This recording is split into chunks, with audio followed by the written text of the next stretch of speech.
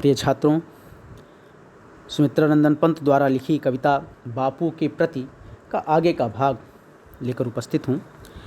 साम्राज्यवाद था कंस, वंदिनी मानवता पशुबलाक्रांत। श्रृंखला दासता प्रहरी बहु, निर्मम शासन पद शक्ति भ्रांत।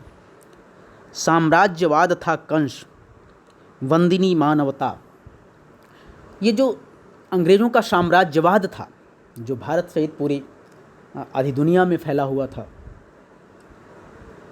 यह साम्राज्यवाद था। क्या था? कंस था।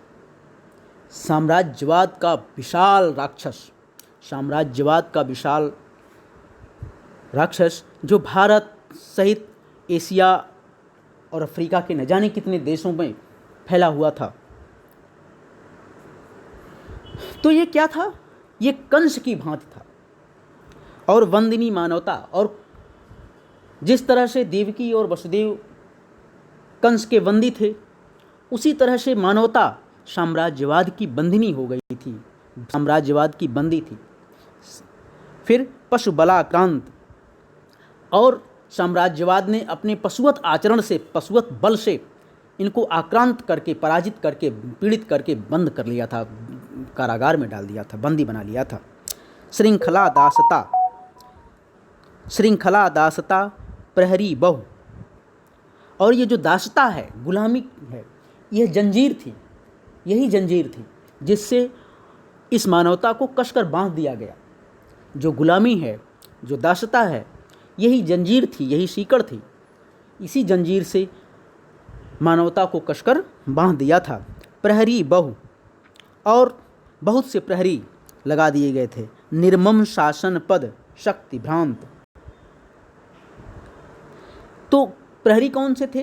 निर्मम शासन पद, जो शासक का पद है, जो बड़े बड़े शासकों का पद है, गवर्नर हैं, लेफ्टिनेंट गवर्नर हैं, या इस तरह से जो उनके सेनापति हैं, या इस तरह से जितने भी पदाधिकारी अंग्रेज़ों के थे, जो शासक पदाधिकारी, अधिकारी, पदाधिकारी थे, वह सब क्या थे? अत्यंत निर्मम थे। और ये निर्मम शासक जो हैं, वह क्या थे? प्रहरी थे। मानवता को बंदी बना करके कारागार में डाल दिया गया, और दासता की जंजीर लपेट दी गई, उन दासता की जंजीर से उनको कसकर बांध दिया गया। तो और बाहर प्रहरी खड़ा कर दिया गया। प्रहरी कौन थे? ये जो शासक थे, अधिकारी थे, जो अंग्रेज़ों के अधिकारी हैं, जो अंग्रेज़ों के शासक हैं, जो शासन पर पद, अनेक अनेक पदों पर बैठे हैं, वो इनके प्रहरी थे।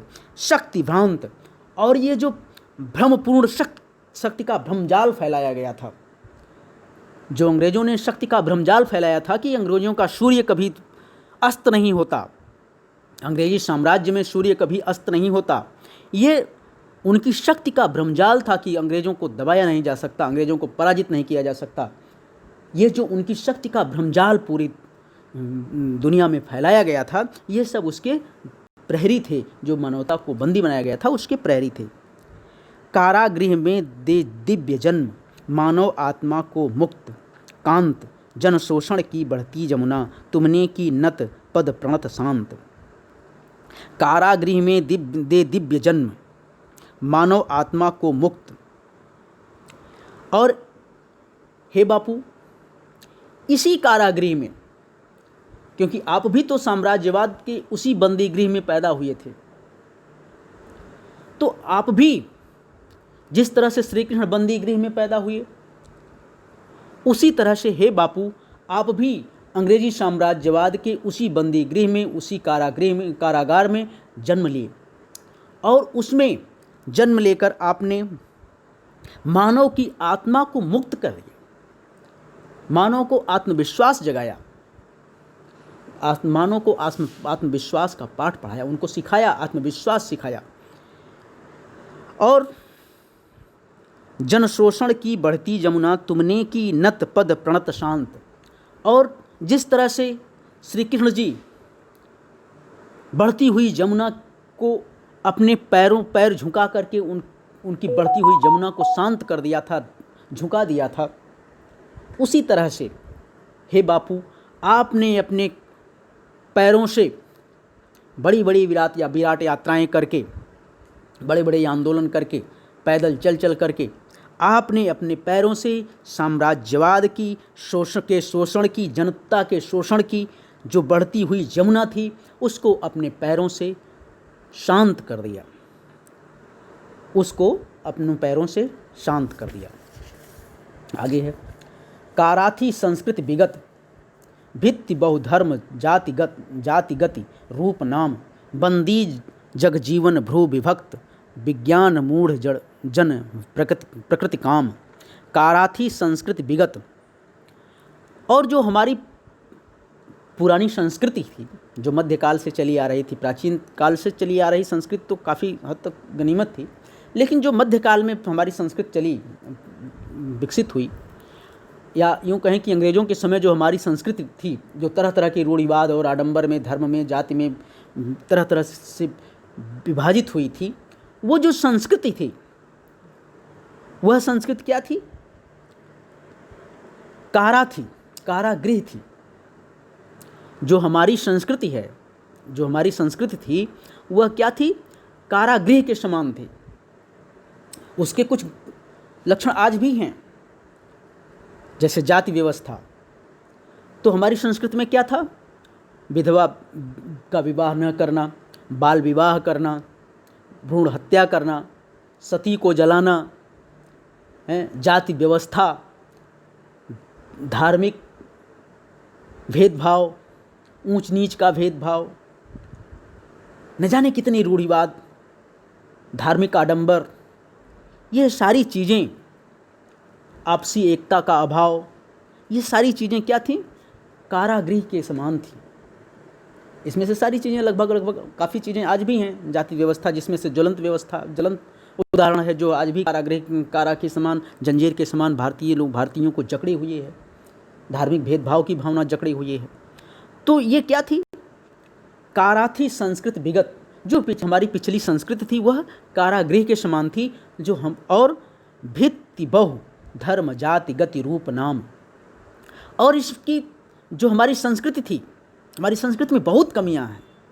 झूठ लोग कहते हैं कि इसमें बहुत सी अच्छाइयाँ हैं। इतनी रूढ़िवादी संस्कृति है कि इसका विकास, इसमें परिवर्तन करना लोग स्वीकार ही नहीं करते।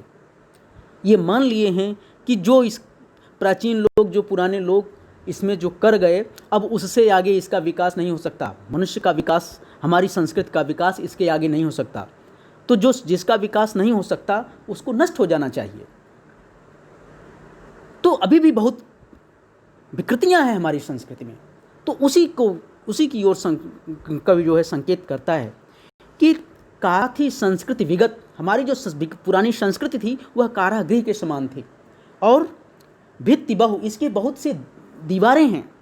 भित्ति माने दीवार बहुत सी हैं। धर्म जाति गति रूप नाम, इसमें धर्म का भेदभाव, जातियों का विभाजन, अनेक रूप, अनेक नाम, मतलब गोरे काले, न जाने कितने कितने भेद भावनाएं, वो सारी इसकी क्या है?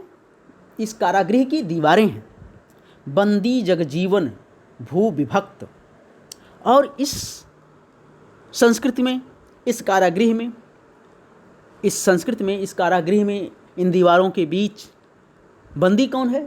भारतीय जगजीवन, भारतीय लोग, भारतीय जनमानस इसमें बंदी है। भूभक्त विज्ञान मूढ़, और यह क्षेत्रवाद से भी विभक्त हैं। विज्ञान मूढ़, विज्ञान से जो विशिष्ट ज्ञान है, जो विज्ञान है उसमें मूर्ख हैं, विज्ञान को नहीं जानते, विज्ञान से मूढ़ हैं।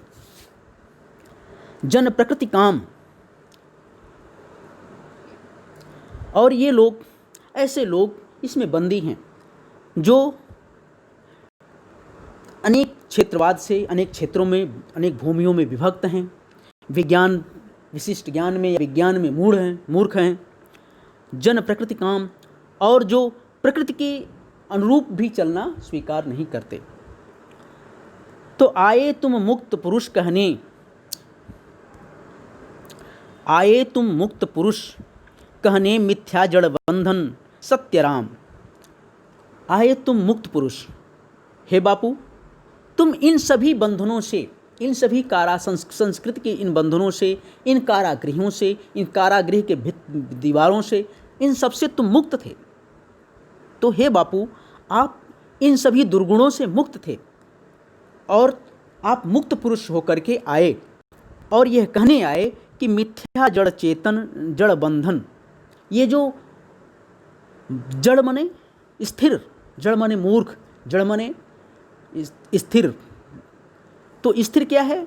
हमारी जो परंपरागत संस्कृति है, जो रूढ़िवादी संस्कृति है, जो परिवर्तन करना नहीं जानती, जो अपना विकास करना नहीं जानती, जो अपने में कुछ परिवर्तन नहीं करना जानती, जो स्थिर है हजारों साल से, वह क्या है?